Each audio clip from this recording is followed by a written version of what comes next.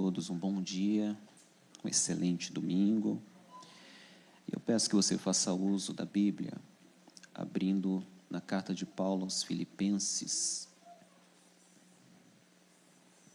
Carta aos Filipenses, capítulo 1. Nós estaremos fazendo menção do versículo 3 ao versículo 6. Filipenses, capítulo 1, do versículo 3 ao versículo 6. Que Deus seja louvado nesta manhã, por mais uma oportunidade que Ele nos concede de adorá-lo, bendizê-lo e ouvirmos a sua voz. Eu tenho por certo que Deus já falou com você, por intermédio das oportunidades, por intermédio até mesmo dos louvores. E o louvor é algo interessante, porque o entregamos e ao mesmo tempo parece que há uma transferência, ao mesmo tempo que estamos entregando a Ele, nos parece que Ele continua, até mesmo por intermédio das letras, também falando conosco, mesmo quando o louvor está amplamente ligado à adoração a Ele, nós conseguimos transmitir mensagem a nós por entendermos a grandeza do mesmo. É lindo participar de um culto, porque nenhum culto é igual ao outro. Deus, Ele sempre faz algo novo em nossas vidas. Pastor Wellington, um amigo, toda a igreja, Deus abençoe a vida de vocês.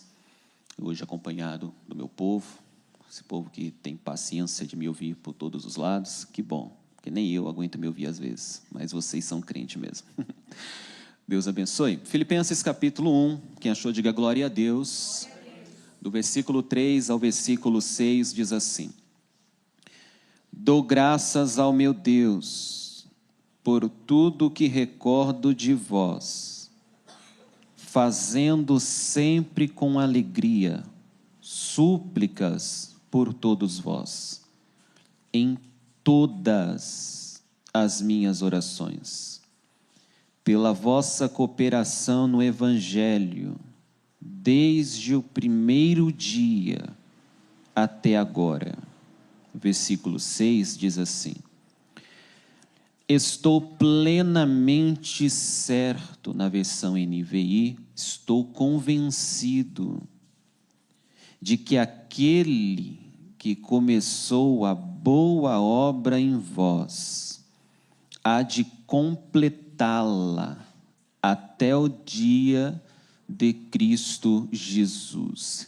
Ainda de pé, eu gostaria que toda a igreja lesse esse versículo 6 ao contar de 3. Vamos lá? 1, 2. Estou convencido de que aquele que começou a boa obra em vocês há de completá-la até o dia de Cristo Jesus. Eu estou tão convencido que eu vou ministrar dentro deste texto. Pode se assentar com a Bíblia aberta, por gentileza, para que possamos caminhar juntos dentro destes versículos e entender a mensagem que Deus nos proporciona nesta manhã. Eu estava observando daqui, e o nosso público de hoje, ele está bem direcionado para a mensagem que eu estarei ministrando, pois nós temos aqui crianças, adolescentes, jovens, adultos e os experientes. Costumo dizer que na igreja não tem velhos, né? Tem os experientes. Então, o nosso público aqui, bem misto, vai se encaixar perfeitamente nessa mensagem, pois eu quero pregar, eu quero pautar um tema, e o tema da mensagem de hoje será obras inacabadas. Eu vou repetir esse tema porque eu espero que a linguagem dessa manhã acompanhe vocês durante toda a trajetória cristã da vida de vocês. Obras inacabadas.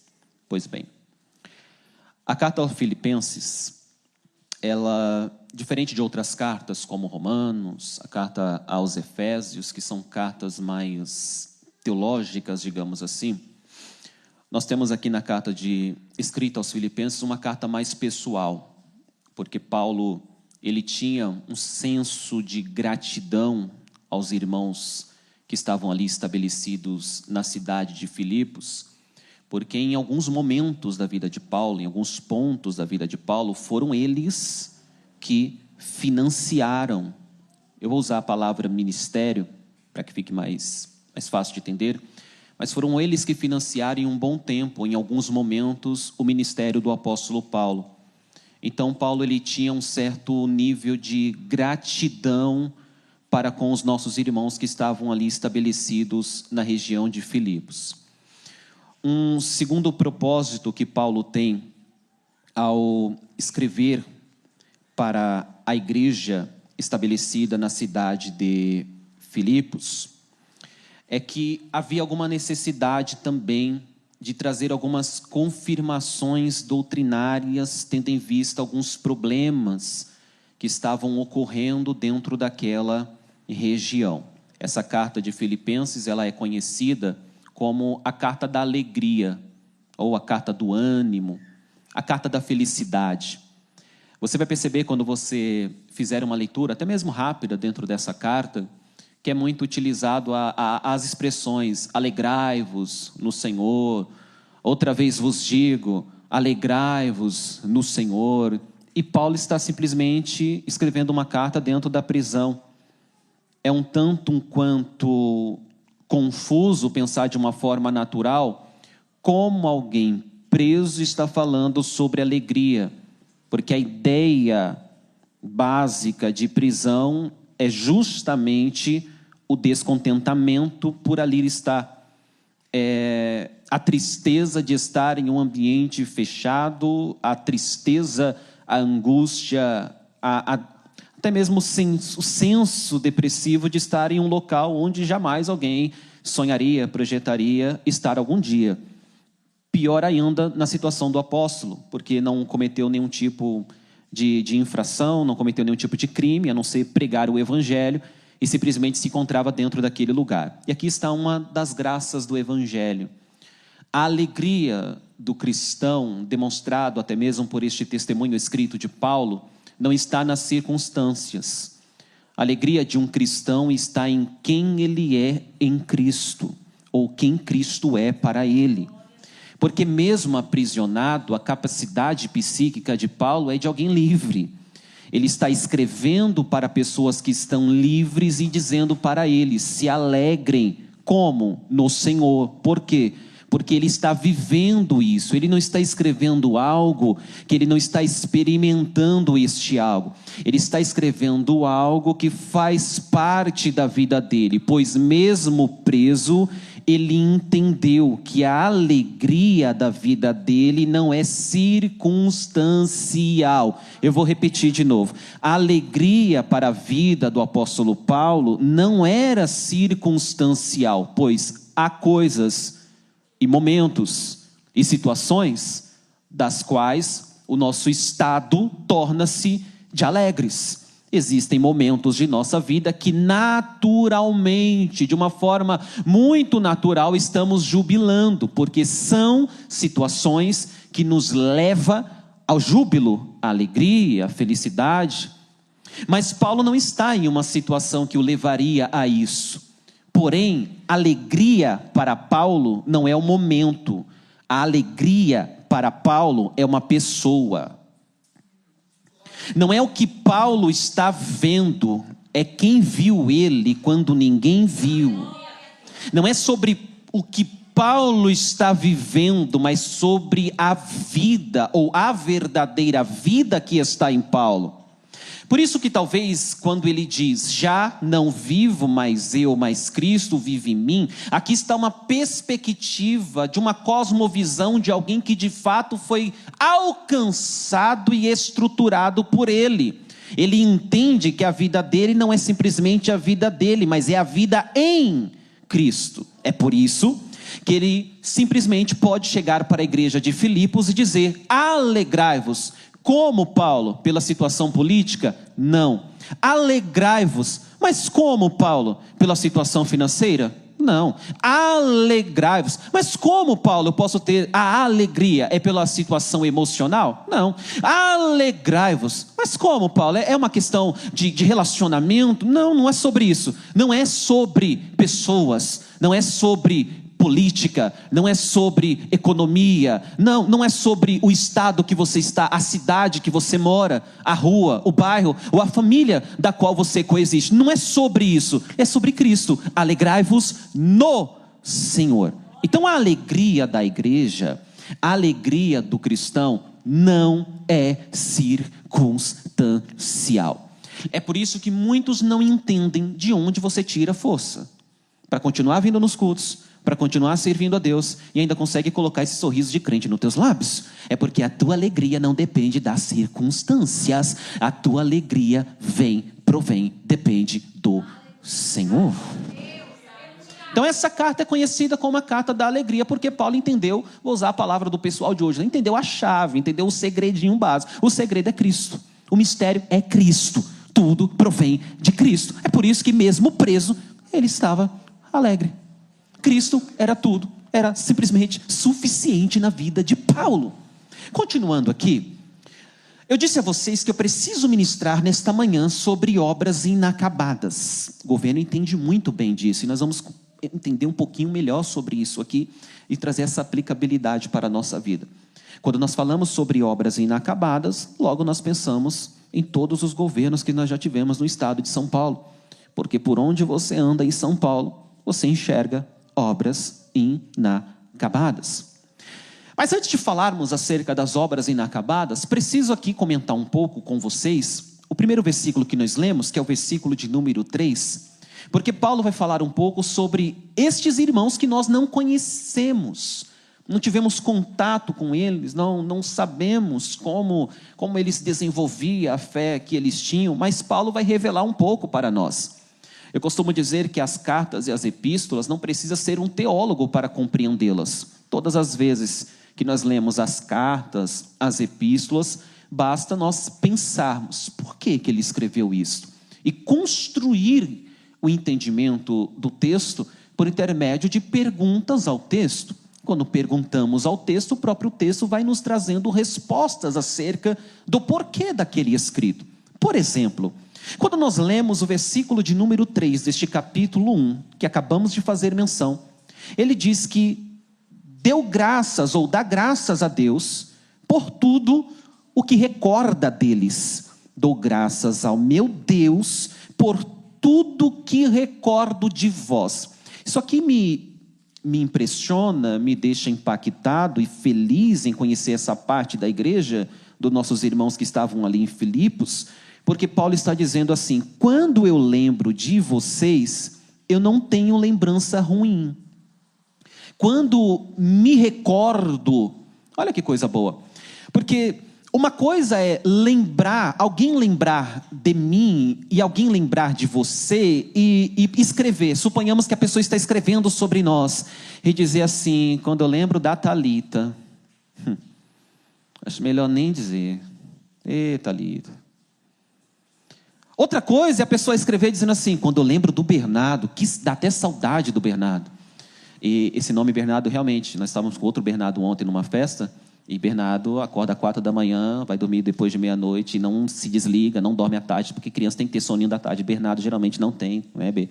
Complicado, mas escolham outros nomes. Recomendação de alguém que tem experiência. Então assim, quando nós lembramos de alguém, como é bom lembrar de pessoas que temos boas lembranças. Só que nós temos esses dois pontos. E aqui eu estou falando sobre pessoas, depois nós podemos aqui englobar acerca, porque Paulo está falando sobre o conglomerado da igreja em si, dos irmãos ali, está citando os irmãos que estavam ali na cidade de Filipos. Mas fala a verdade, como é bom lembrarmos de pessoas que nos trazem boas lembranças. Ou, vamos já entrar aqui, como é bom lembrarmos de lugares que nos trazem boas lembranças. Porque essas duas vertentes, aliás, existem duas vertentes. Nós podemos encontrar aqui dois pontos. Pessoas e lugares que quando recordamos nos alegramos, como eu tenho plena certeza, como diria Paulo neste texto, como eu tenho absoluta convicção, de que há pessoas e lugares que quando você lembra, não te traz tanta alegria assim, né? Pessoas e lugares que quando trazemos a nossa lembrança não nos alegra tanto, que se fôssemos escrever não diríamos assim: dou graças ao meu Deus, nós diríamos algo do tipo misericredo, né? Linguagem de crente, né? Misericredo, misericórdia, né? Deus me frie. De lugares que nem queremos voltar. De lugares que não são agradáveis. Não é aquele tipo de lugar que dizemos, vou programar minhas férias porque eu tenho que ir lá. Não, tem lugares que dessem para programar. Para fazer igual o Jonas, pegar um sentido contrário, para não passar nem perto. Não queremos passar nem perto, porque são lugares que não nos trazem boas lembranças.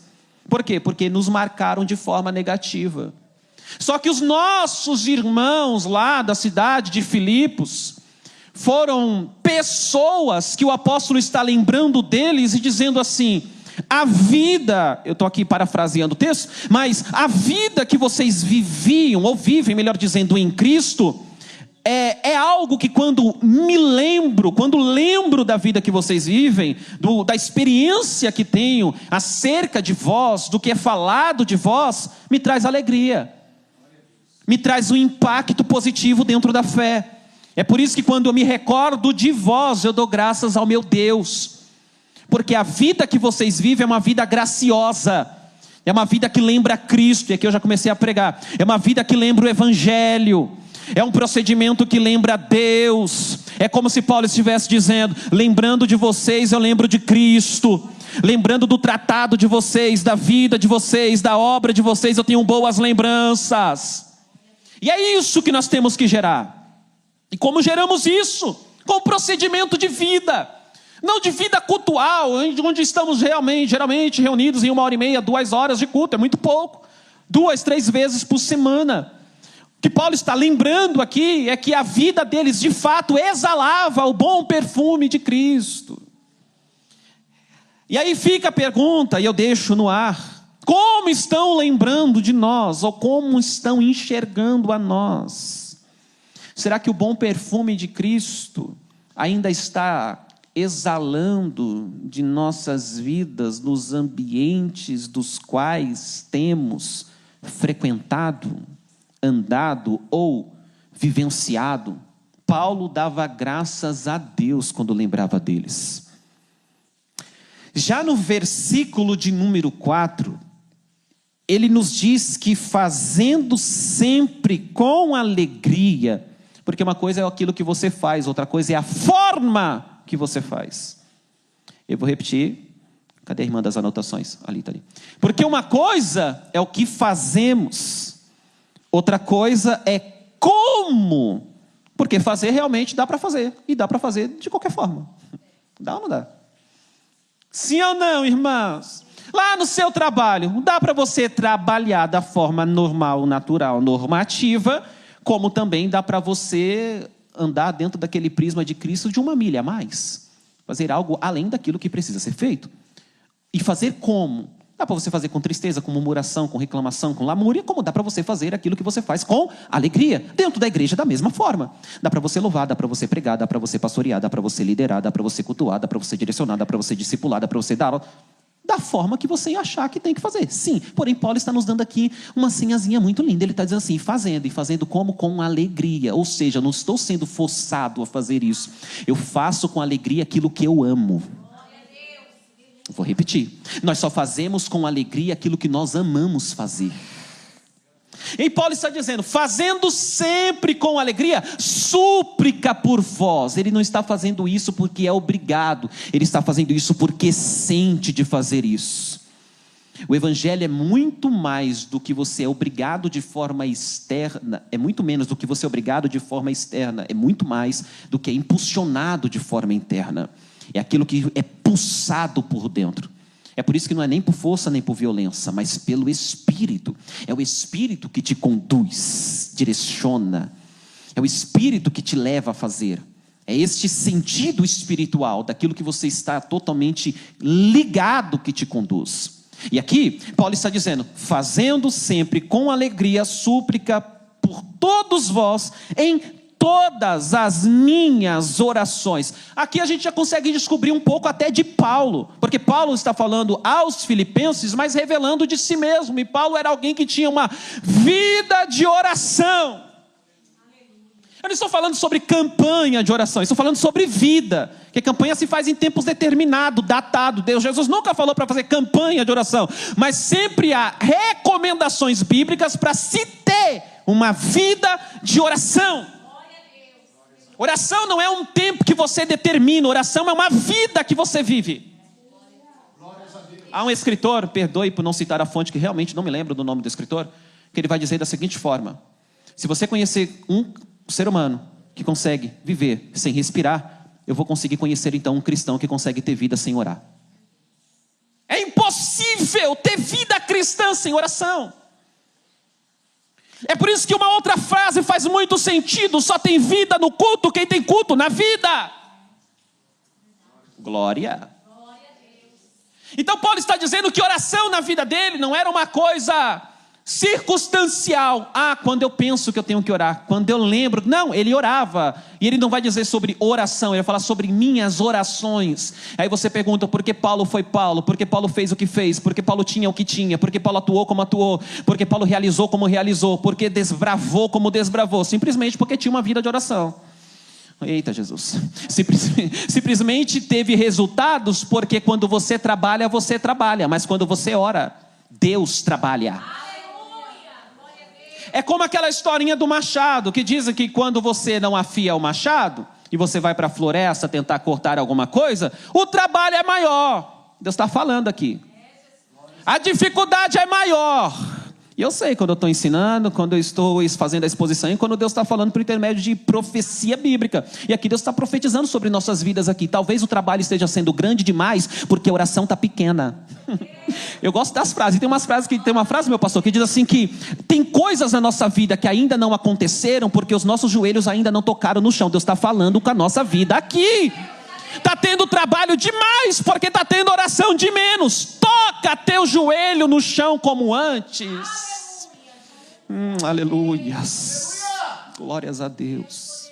Então Paulo tinha uma vida de oração e não momentos programados de oração. Não, porque se eu orar no horário tal, Deus não está nem aí para horário, irmãos.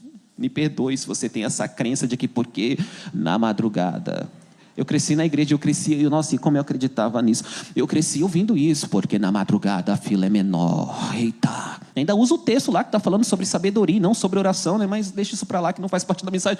Deus não tem fila, Deus não é o extra, nem o Carrefour. Se você orar de dia, Deus está pronto para ouvir. Se orar de tarde, Deus está pronto para ouvir. Se orar de noite, Deus está pronto para ouvir. Na madrugada, até na madrugada, porque não dormirá, nem tosquenejará aquele que te guarda, o guarda de Israel. Então Paulo tinha uma vida de oração. Aliás, a oração é que nos transmite a vida. Porque a oração é o contato, é o relacionamento. E relacionamento, quanto maior o relacionamento que você tem, mais intimidade que você vai ter para com Deus. Quanto mais intimidade com Deus, mais vida de Deus em você e através de você. E aí Paulo está dizendo, fazendo sempre com alegria, a forma como, o jeito, fazendo com alegria, súplicas por todos vós, em todas as minhas orações. Outro detalhe aqui, eu quero correr do texto, mas a gente gosta de pegar assim, esses detalhezinhos, porque é importante, né, para o nosso crescimento. Eu gosto desses detalhes, eu prometo que até 1h30, 2, no máximo 2 da tarde. 2 dá para chegar, né, Thalita? Para outro compromisso, dá. Até 2 da tarde, no máximo a gente termina isso daqui, mas presta atenção nisso daqui. É interessante que Paulo não está dizendo assim, eu oro por mim, sabe? Eu estou orando por mim aí, que eu tenho uns planos aí, uns projetos, objetivos. Paulo está dizendo assim, a minha vida de oração está aqui ligada em interceder por outrem, por outros, pela igreja. Irmãos, ele está dizendo que está orando aqui, não é porque ele está orando pelo pastor lá de Filipos, simplesmente, pelas lideranças. Não, ele está dizendo assim, orando por vós. Paulo está dizendo, estou orando para todo mundo.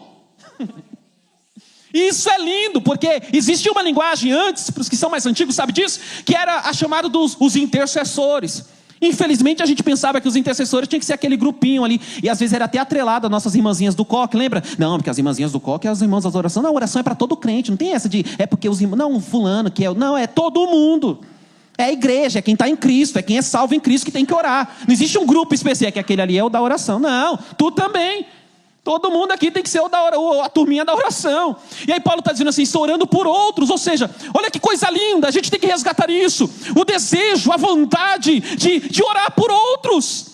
Não estou dizendo que você não tem que orar para Deus abençoar a tua vida, não me leve aos extremos. Mas o que eu estou dizendo é que nós estamos tão preocupados em orar pelos nossos planos, pelos nossos próprios projetos. Lembra de Jó? Há um texto lá revelativo que vai dizer: e a sorte de Jó foi mudada quando este orava pelos seus amigos. Irmãos, está na hora da gente parar de ser tão egoísta, egocentrista na nossa fé, ao ponto de saber só dos nossos planos, só dos nossos projetos, só dos nossos desejos, só dos nossos objetivos, e começar a orar pela igreja, começar a orar pela obra, começar a orar pelos projetos da obra de Deus, do reino de Deus em geral.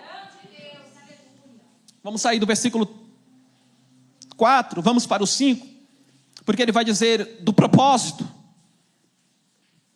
que a oração tem propósito. Olha só, versículo 5: pela vossa cooperação no evangelho, desde o primeiro dia até agora. E olha só a gratidão de Paulo. Dou graças ao meu Deus. Por quê? Porque ele estava lembrando daquela igreja, lembrando daquele povo, e está dizendo assim: a igreja em Filipos era uma igreja que cooperava com o avanço do evangelho. Aleluia. Não é culto de doutrina porque vocês têm pastor, é pregação, mas é assim mesmo, olha só. Paulo está dizendo que quando ele lembra daquela igreja, ele não está lembrando de uma igreja acomodada. Ele está lembrando de uma igreja funcional. E isso gera alegria no coração do apóstolo. E se o apóstolo Paulo estivesse nos dias de hoje? Como seria o escrito do apóstolo Paulo? Se bem que hoje não tem mais carta, mas talvez ele mandaria um Twitter. Quem sabe, né? Mas como seria a postagem do apóstolo Paulo acerca de nós, da igreja atual? Será que ele enxergaria a igreja brasileira como uma igreja que coopera para o avanço do evangelho? Será que nós teríamos o mesmo testemunho da igreja de Filipos, da cidade de Filipos, aos filipenses, escrito aos filipenses? Como que Paulo enxergaria o raio-x da igreja brasileira? É uma igreja que funciona? É uma igreja que avança? É uma igreja que coopera? É uma igreja, vou usar a linguagem mais jovial, é uma igreja engajada? É uma igreja que faz as coisas funcionarem? É uma igreja que traz solução? Ou uma igreja que traz problemas? Eu costumo sempre dizer lá para os nossos meninos que o problema é que temos muita gente identificando problemas na igreja e pouca gente solucionando eles. Calma que daqui a pouco melhora, mas eu preciso falar. Eu sempre dou exemplo, pastor Wellington, que eu digo que se eu pegasse uma folha de caderno e entregasse para a igreja e dissesse assim: meus irmãos, cite, classifique quais são os problemas da igreja brasileira, eu penso comigo. Eu nunca fiz isso, mas eu acredito que eu penso comigo que algum irmão sempre tem um engraçadinho. Toda igreja tem um engraçadinho, né? Que gente boa, engraçadinho. Eu sinto que algum diria assim: uma folha só, irmão Alex? Não, dá o caderno inteiro que tu vai ver se eu não cita os problemas tudinho da igreja. Por quê? Porque nós somos mestres em identificar problemas. Nós somos doutores, que chamam? Nós somos doutores em identificar problemas. Temos pós-doutorados em identificador de problemas. Sim, formados nisso. Mas somos neófitos, ignotos. Somos desconhecedores em nos posicionar e sermos solucionadores dos problemas que aparecem. É muita gente identificando o problema e pouca gente se posicionando para solucioná-los. Mas Paulo está lembrando da igreja ali, dos irmãos ali, dos filipenses, e está dizendo: sabe por que eu me alegro em orar por vocês, em suplicar pela vida de vocês, e dou graças ao meu Deus toda vez que eu lembro de vocês? Porque quando eu lembro de vocês, eu vejo a vossa cooperação no evangelho desde o primeiro dia. Eu quero fugir aqui desse versículo para a gente entrar no versículo central da mensagem, mas eu não posso perder isso daqui. Desde o primeiro dia, Paulo está falando como se ele estivesse fazendo uma linha do tempo. Lembra do nosso professor de história, quando gostava de fazer ali a linha do tempo? Né? Saímos do feudalismo, e depois do feudalismo, toda aquela história. Linha do tempo. Paulo está dizendo assim: quando eu pego a linha do tempo de vocês, eu fico muito feliz, porque do início até aqui, enquanto estou escrevendo, vocês não mudaram a cooperação de vocês no evangelho. E vai estreitar mais um pouquinho aqui. Porque tem gente que começa parecendo o Michael Schumacher. Corre muito. É aquele obreiro que chega e quando você pensa: uau, agora Rapaz, olha a velocidade. Evangelho não é velocidade, é constância. Eita, essa é boa, hein? Tem coisa que a gente estuda, tem coisa que o Espírito vai nos ministrando. Então vamos lá. Evangelho não é velocidade. Evangelho é constância. Eu não me iludo com crente veloz. Crente veloz, ele até nos empolga. A gente olha assim, eita, olha como faz, né? E quer fazer, e chega aqui. Não, pode deixar comigo, porque onde eu congregava... E você, nossa... Aí você pensa, né? Esse aí cansa rapidinho. Evangelho não é velocidade. É constância. Desde o primeiro dia até agora. Glórias a Deus. Eu preciso perguntar, mas não precisa me responder. Você lembra a sua constância quando tu chegou? Era melhor, né? Não responde não. Guarda para você e para o pessoal do lado aí não perceber. Mas fala a verdade aqui. Tu fazia mais, né? Se esforçava mais. Mas vamos imitar. Tem coisa que a gente tem que imitar, irmãos. Eu aprendi assim, o que é bom a gente imita. O que é bom a gente imita. Vamos imitar os irmãos lá, que Paulo escreveu aos Filipenses. Porque eu gostei demais deles. Olha que os irmãos é demais lá. Desde o primeiro dia até agora, Paulo está dizendo, continua cooperando, continua cooperando, continua cooperando, continua.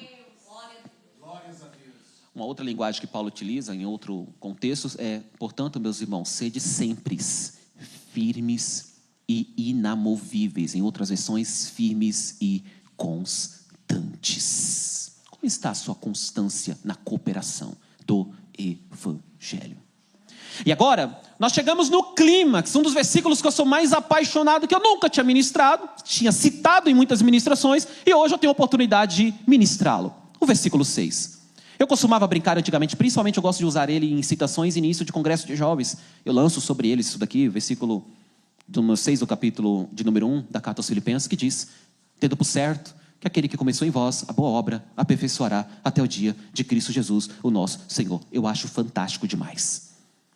Porque aqui, para mim, se resume o que é o cristianismo. Em partes, nós temos aqui o que Deus começou em nós e está fazendo em nós. E até quando fará isso? E eu quero justamente tratar sobre isso. Obras inacabadas, de uma forma rápida, resumida, mas que fique claro na sua mente. Você não é uma obra completa. Vou repetir. Não somos obras completas. O texto diz, tendo certeza, Paulo não tem dúvida, nem eu tenho, eu me apaixonei tanto por esse texto que eu levo isso como de forma uma conduta para a vida cristã.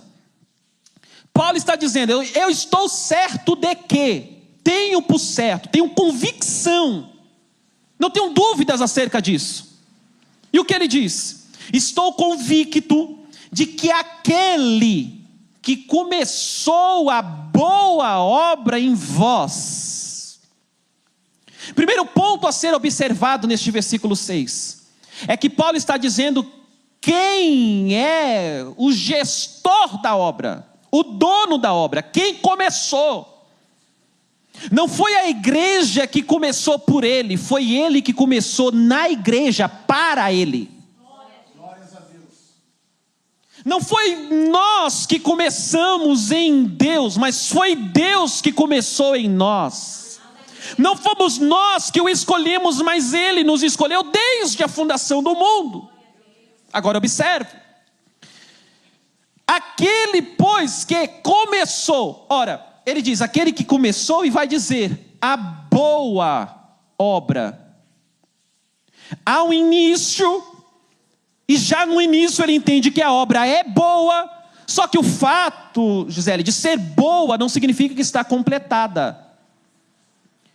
O que ele começou é bom, mas não está completo. O que ele começou é bom, mas é inacabado, não acabou ainda. O que ele iniciou é bom, mas não está amplamente construído. Está dentro de um processo que o apóstolo Paulo vai dizer, aquele, o mesmo que começou, é o mesmo que aperfeiçoa. O mesmo que colocou a mão no projeto inicial, é o mesmo que não tira a mão do projeto. Um aleluia, um glória a Deus, eu vou repetir porque alguém entendeu. O mesmo que iniciou em vocês, é o mesmo que permanece com vocês. Só que aqui nós estamos em um processo de início, meio. E aí, a grande questão é, quando é que a obra conclui? Porque, como eu disse, se andarmos no estado de São Paulo inteiro, tem obras que desde criança que você vê ali, parece que nunca acaba. Está sempre ali, sempre tem alguém mexendo, e novos orçamentos, e dinheiro para cá, dinheiro para lá, mas não acaba nunca, não chega em lugar nenhum. Porém, quando Paulo vai tratar sobre aquilo que se iniciou em nós, essa vida que Cristo nos deu, ele não diz que começou e terminou. Ele diz que existe um processo de aperfeiçoamento, que quem aperfeiçoa é o dono da obra. Como assim, pregador? Que história é essa de obra iniciou, obra está se aperfeiçoando? Eu estou falando sobre nós. Ou tu acha que você já está completo? E é justamente nesse detalhe que muitos não entendem e não conseguem permanecer em Cristo. Porque na mente de alguns entreguei minha vida a Cristo. A partir de hoje, mudou tudo. E aí, quando ele começa a compreender que ele não tem aquela completude, que ele não tem aquele sentido de que ele imaginou que seria de uma forma completa, ele não consegue, não se sustenta, porque ele já não se acha digno de se enquadrar dentro de algo que ele ainda não está completo. Agora vai algo aqui para você. Não está e nunca estará. Por quê? Porque é uma obra. E o que acontece? Mas e as obras que acabam? E as obras que terminam? O tempo passa e o desgaste vem. Imagina aí uma casa. Você vai colocar as fundações, vai construir o primeiro cômodo, o segundo cômodo, o terceiro cômodo, vai fazer sua área de lazer, etc. e tal. Passou 5, 10 anos, daqui a pouco você está contratando alguém de novo para pintar as paredes novamente, trocar alguma parte que seja de telha. Por quê? Porque a obra não acaba. É por isso que você hoje aqui tem alguns pontos que Deus está mexendo. Eu vou repetir porque você precisa entender isso daqui. É por isso que tem alguns pontos na sua vida que você não entende porque Deus está mexendo. É porque Deus sabe como a obra tem que ficar. E aí em uma obra, tem hora que faz o projeto inicial, etc. E cumpre-se aquele projeto, mas de uma forma mais natural e humana aqui dizendo, nós bem sabemos que às vezes o valor a ser investido é maior do que o valor inicial, que sempre se descobre alguma coisa. E aí no percorrer do caminho, Deus não tem dúvida do que tem que ser feito, mas às vezes nós pensamos que já está tudo ok, que já está tudo certo, mas tem sempre alguma coisa sendo mexida na obra que a gente nem sabia que tinha que ser mexido, mas Deus sabe, Deus conhece, Deus entende. Não é que ele falhou no projeto, ele já sabia que ele ia ter que mexer ali, só que tem coisas que a gente faz no início da obra, tem coisas que a gente não faz no início, a gente faz pela metade da obra, no andamento da obra. É por isso que tem coisa que ele está mexendo hoje na sua vida, tem coisas que ele está mexendo nesse tempo na sua vida, porque ele sabe como que o projeto ficará. Então nós somos obras inacabadas, e é aqui que nós começamos a aceitar melhor os nossos irmãos, a entender melhor as fabilidades, os limites, porque tem obras que já estão um pouco mais avançadas. Você pegar só nessa rua aqui, deve ter umas 2, 3 obras em andamentos e outras em reforma. Tem umas que já estão mais avançadas do que outras. O problema é quando a obra que está um pouco mais avançada não lembra que um dia ela esteve no projeto inicial. Eita, glórias a Jesus. O problema são quando as obras avançadas não têm o mesmo amor e paciência que tiveram com elas quando elas ainda estavam sendo construídas. Mas quando nós entendemos que somos obras inacabadas, mas que o dono da obra está tocando e aperfeiçoando, a grande questão que Paulo está trazendo ele vai dar um tempo para essa construção. E esse tempo que ele vai dar para esta construção, ele vai dizer até o final do ano. Em 12 meses a obra acaba. Em outras versões, ele vai dizer que é uma obra semestral. Passou 6 meses, concluiu? Se não concluiu, descarta, destrói, desaba, não tem como, não tem jeito, não presta, não serve. É isso que o texto diz?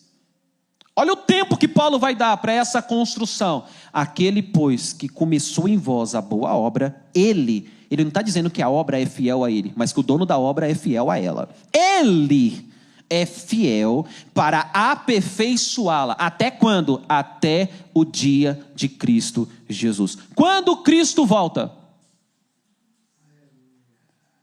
Tempo. A Bíblia determina o tempo da volta dele? A Bíblia demonstra os sinais. O tempo não. Eu gosto até de uma resposta de Jesus para os discípulos lá em Atos dos Apóstolos, que Jesus falando sobre coisas espirituais, eis que vai descer poder sobre vocês, ser-me-eis testemunhas, tanto em Jerusalém como na Judéia e em Samaria, até os confins da terra. Jesus falando sobre o reino, sobre coisas espirituais. Do nada o engraçadinho pergunta, tudo bem, a conversa está bonita, mas e aí, é neste tempo que tu vai restabelecer o reino a Israel? Jesus falando sobre coisas espirituais, eles querendo falar sobre coisas estatais. Jesus no mundo espiritual e eles no mundo natural. Jesus fala assim, não vos compete saber os tempos e as épocas que o Pai estabeleceu. Já corta o assunto logo. Então o tempo em si nós não sabemos. Mas e justamente essa falta de noção de quando que Paulo vai utilizar para falar sobre essa performance construtiva, de aperfeiçoamento nessa obra que ele iniciou. Ele vai dizer assim, fique em paz. Porque é como se ele estivesse dizendo, todos os dias o dono da obra toca na obra. Ou você não percebeu ainda que cada culto que você participa, Deus muda alguma coisa em você? É o dono da obra. Você não percebeu ainda que há um desenvolvimento de sua vida em Cristo, do que você era antes para o que você é hoje? É o dono da obra. É o dono da obra aperfeiçoando. É por isso que algumas coisas que você falava, você não fala mais. Algumas formas que você se vestia, você não se veste mais. Alguns lugares que você frequentava, você já não consegue frequentar mais. Algumas rodas de conversa que você participava, que você já não consegue participar mais. E vou falar uma coisa, ainda tem muito mais coisinhas que está sendo mexida na obra. Ô glória! Ainda tem muito mais coisinhas que o dono da obra está entrando e dizendo, ei, olha aqui, essa pilastra tem que movimentar um pouquinho, tem que crescer mais. Essa parede aqui, você sabe que Deus está falando aqui, né? Essa parede aqui, essa cor aqui ainda não chegou ainda na cor que eu quero. Esse portão de entrada aqui, os limites, portão fala sobre limite, né? Porta fala sobre limite. Aqui, vamos fechar um pouquinho mais, vamos colocar uma chave, um segredo. Você está entendendo? Essa janela, essa abertura, para que você veja o que está pelo lado de fora, vai ser nessa direção. Então tem coisas que o dono da obra ainda está mexendo na nossa vida, e não impeça que ele mexa. Eu vou repetir porque eu senti Deus isso daqui. Não impeça que o dono da obra mexa, porque se ele é o dono, quem manda é ele. E se ele está mexendo na obra dele, é porque ele sabe o que é melhor para você. É porque ele sabe o que é melhor para a tua casa. É porque ele sabe o que é melhor para a tua vida, para os teus filhos e para o teu futuro. Deixa ele mexer na obra. Deixa ele aperfeiçoar a obra. Para de pensar que você é uma obra acabada, completa, perfeita. Não és uma obra inacabada, mas que o dono da obra não abre mão. Eu vou repetir. Somos obras inacabadas, mas que o dono da obra não abre mão de aperfeiçoá-la. Até quando, pregador? Até aquele dia. Como foi lido aqui pela Paloma, quando aquilo que é corruptível se revestirá da incorruptibilidade, quando teremos os nossos corpos transformados, então é Deus trabalhando em nós aqui, agora e depois. É Deus trabalhando em nós aqui, agora e depois. Volta para casa hoje com esse sentimento. Sou uma obra inacabada, mas o dono da obra está mexendo aqui.